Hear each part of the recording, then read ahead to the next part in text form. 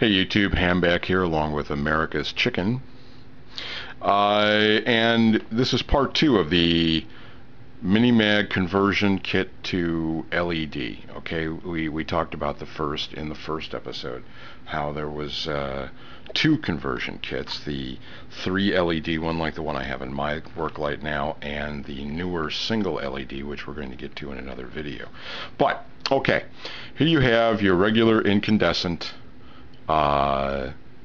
mini-mag, and you want to take it from incandescent to LED. First thing we do always is undo the butt cap and set it aside.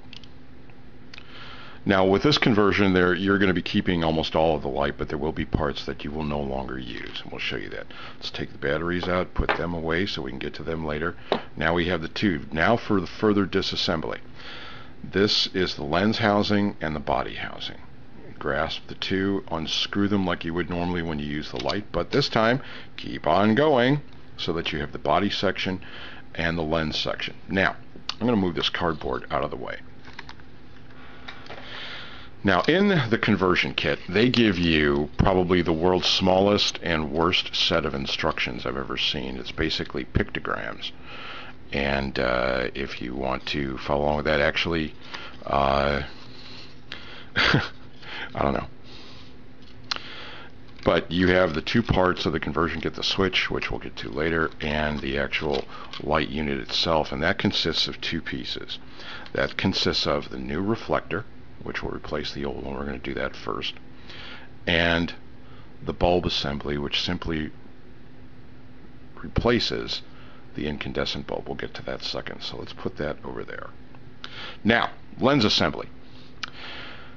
That lens, or actually that light unit, is actually a lot bigger than the LED that used to fit in there, so we can't use that reflector anymore. So we have to do a little disassembly and replace it with the new reflector.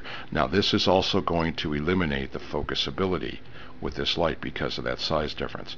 But to change the reflector is very simple to get it ready. You simply grasp the lens housing and then grasp the ring that holds the lens and unscrew it. Now remember, in all of these pieces there are the little rubber seals. So you want to make very sure that as you change this, okay, you don't lose track of that rubber seal. It should stay on.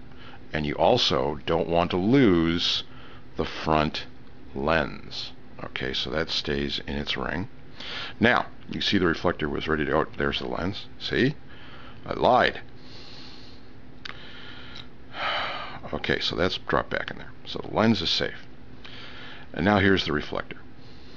You can see there is a difference in those. And you can also see the difference in the openings. Okay, so let's take this reflector. We're not going to need it anymore. We'll put it off to the side. And then it's simply a matter of dropping the new reflector in place, taking the ring cap plus the lens, placing it back over the top, and screwing it home. Okay, now that's all done. Ready for the light assembly. So let's put that off to the side. Now for the light assembly. As you well know from owning these things, you have another O-ring that you don't want to mess with, and you have the simple incandescent bulb. And remember what I said about that pressure switch that turns it on and off? Well, there it is. If you push it very lightly, you'll see that there's some spring in there. That's what actually turns the light on and off as you unscrew it. But now we're going to replace this little bulb with this bulb assembly. So you notice there's 2 prongs on the bottom of the new LED assembly that match the size and width of the prongs inside on the bottom of the bulb. You simply grasp the bulb gently and pull toward you, and the bulb is removed. And then you've got 2 very narrow, I don't know if you can see that, openings that the new prongs on the LED assembly have to fit into. Okay, and they will fit. It's simply a matter of lining them up on the holes and then pushing in. Now I may have to take this way because I can't see with the glasses that I have on. Okay, so let's try. Okay, here's part 2. Now, we've gotten the bulb assembly in the holes, and again, no apologies. It's very early in the morning when I'm doing this, and I don't have the proper glasses, so I had to literally take it out and get the big glasses out and get it going. But there it is. The light assembly is now sitting in those 2 holes where the little incandescent bulb used to sit. Same plate, so the pressure plate's still in there. Okay, so now we have our light with the new LED assembly. Now you see the 3 LEDs, and there's a little red LED which is wired to come on when the battery power is dropping, to give you some warning that you need to change batteries. Okay, which is something I really liked, and apparently the new one doesn't do that. I'll check. But anyway, so we've got our body now with the light assembly. We have the new reflector built in. Let's go ahead and put the new reflector on top of the light assembly. It slides right in like so, and screws on just like the old one did. Now it only takes a couple of screws at that point because it is longer and it's a new assembly. But there's the LED assembly inside our light. Now we'll replace the 2 batteries and put the butt cap back on. Okay, again, a little bit of pressure to get it started. Now this is with the standard butt cap, just for testing. We're not going to go with the new push switch yet. Alright, looks just like the old light, and when we turn it, aha, there it is.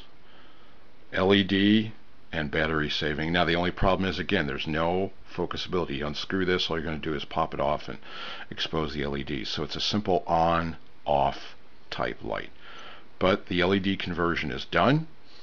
And now, if we want to see how the other switch works,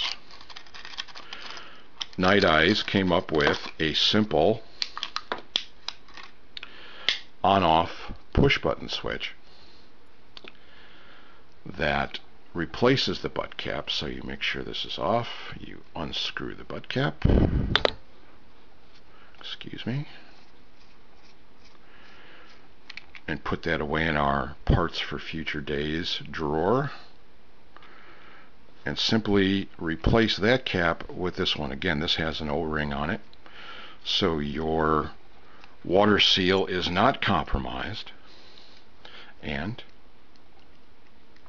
it's not working. That's interesting. Oh, that's why. Now there's a dumb mistake that everybody makes, and I just made it. Turn it on. How come it's not working? You have to unscrew a little bit on the reflector to release the pressure switch. So let's go ahead and unscrew it just a little bit, and now the on-off cap works. See? But now you don't have to re-screw that in. You can just leave it off and go about your day and carry it. It's still water sealed, it's still tight, just the pressure is off that little switch, and now the on-off is simply done by the end of the light. So there's a very dumb mistake, and I'm going to leave it in because that's something I do all the time. Yeah, I tighten it up so this pressure switch is off, there's no power, replace the switch. Hey, switch isn't working.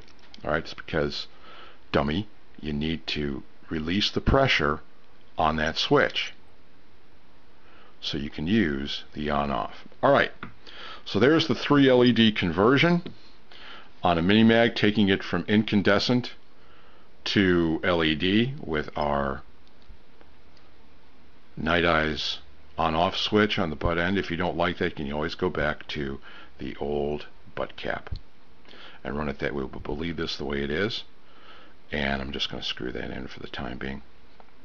So there's conversion 1. Next, we'll be going to the conversion process for the single LED and see how that behaves. So back with another installment in just a few